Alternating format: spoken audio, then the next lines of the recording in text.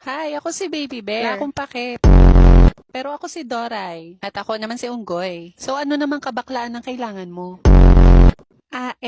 Gusto ko sana makauwi na sa amin at makita ang aking nanay at ang aking kapatid. Maaari niyo ba akong ihatid, ha? Sure. Oo naman. Yay! Group hug! Anong nakakatawa? Ay! May pagong! Mukhang hindi sila makaalis kasi hindi niya magising yung anak niyang tatanga-tanga. Tulungan natin gisingin ang kanyang anak.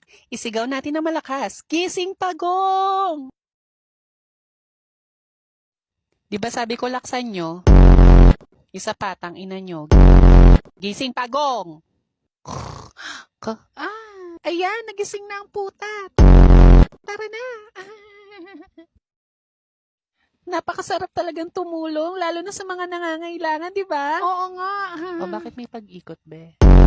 Saan kaya ang daan papunta sa bahay ng lintik na baby bear na ito? Pag pinili mo ang pula, ibig sabihin tanga ka. O sa asul? Saan kaya? Tut! Tama! Sa asul! Tara na, ihatid na natin ang mukhang unggoy na bear na ito. Oo nga, mas mukha pa siyang unggoy kesa sa akin.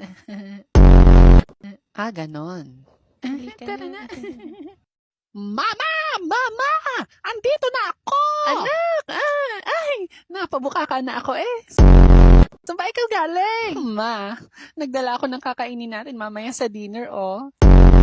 Hindi nila tayo naiintindihan kaya okay lang mag-usap tayo. Ay, mukhang malasa nga ang batang ito eh. Pati ang unggoy pwedeng adobohin. Bitch, what are you saying? Yeah, dude, what's up? Halika na, ma. O siya, ihanda mo na ang talyasi at ako na magagayat. Oh my gosh, let's go. Halina kayo. Hala, may humps.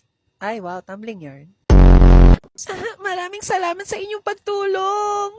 Bye, bitch! Ay, may dagang mukhang tao. The wheels on the bus go. Ay, nakalimutan din namin nakasunod. Kasi papansin kayo. Shoota, may humps na naman. Uy, wow. Ayan, mga cause of delay na naman. There was a farmer. Ay, ano nga bang kasunod nun? Ang tatanga pala ng mga hayop dito. Maraming salamat sa inyo, Doray. Oo na, ang dami mo sinasabi. Ay, shoota, oh!